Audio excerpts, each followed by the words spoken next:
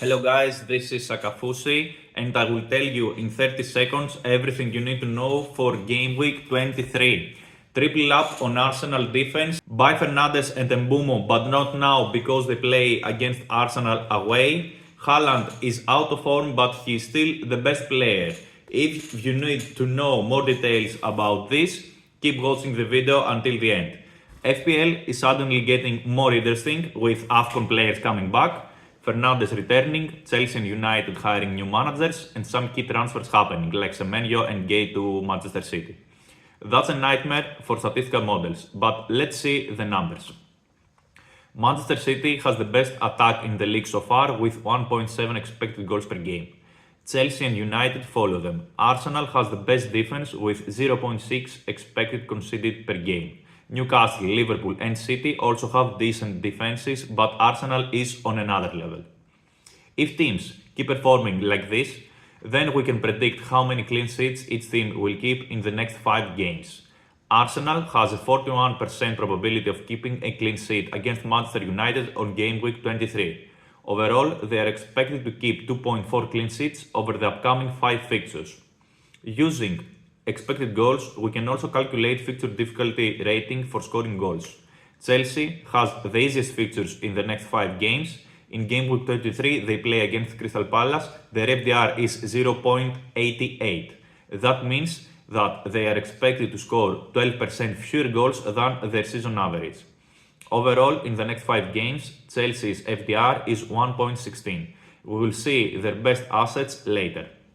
Now, let's look at the individual stats, starting with the goalkeepers. Dubravka has the most saves with almost 4 saves per game. Raya is conceding the least expected goals with 0.7 xG per game. But what is more important, saves or clean sheets? If we transform the data into FPL points, Raya is the best goalkeeper. If he keeps conceding 0.72 expected goals and making 1.45 saves, he will be scoring 3.97 points per game. Let's do the same with the defenders. Timber, Dorgu and Calafiori are the most threatening so far based on XG and XA data. Defenders with green dots have 10 plus defensive contributions per 90 minutes. If we transform this data into FPL points, Timber is the best defender. He scores 0.22 expected goals, 0.05 expected assists, concedes 0.6 expected goals, and 5.5 defensive contributions. If he maintains the same numbers for the rest of the season, he will be scoring 6.14 points per game. Gabriel and Calafiori are also very high in projections because Arsenal has high clean sheet chances and they are also a bit threatening. After them comes Senesi, mainly because of his amazing 13 defensive contributions per game. He is hitting the DEFCON bonus threshold almost every week. Let's now look at the midfielders. Things are getting more complicated here because form matters. We can't just look at season averages and assume players will keep performing the same. The numbers you see here are a mix of season average, 60%, and recent form, 40% moving average. Let's take Sade as an example. His season average expected goals is 0.39, but in the last 6 games he scored 0.59, 0.66, 0.23, 0, 2.94 and 0.54.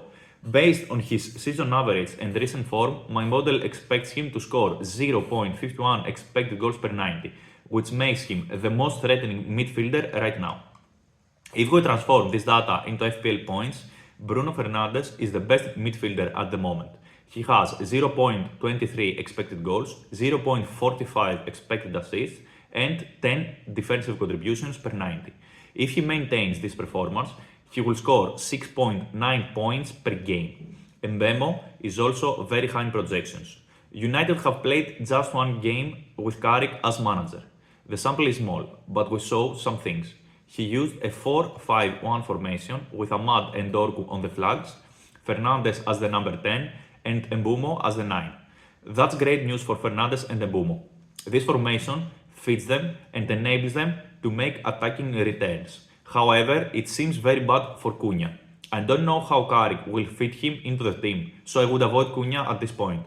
I think Mbeumo and Fernandes are great options for the future. Keep in mind that they have Arsenal away in game week 23. which is the toughest fixture of the season. So maybe wait 1 week before buying any United asset. Let's look at the forwards now. Haaland is still the best forward, but he is in a bad form and now he has some competition. My model values him at 0.7 expected goal per 90, while Watkins has closed the gap with 0.6 expected goal per 90. If they maintain this performance, Haaland will score 7.2 points per game, still the best player in the game, even though he is not in form. Watkins and Thiago are decent strikers. Calvert-Lewin is very good for the price. I don't have him as a penalty taker because I'm not really sure if he's the one.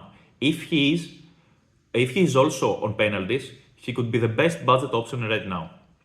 Lastly, this is the table with the top 20 players overall. Here we can compare players in different positions. Haaland and Fernandes are the best players right now based on season average and recent form.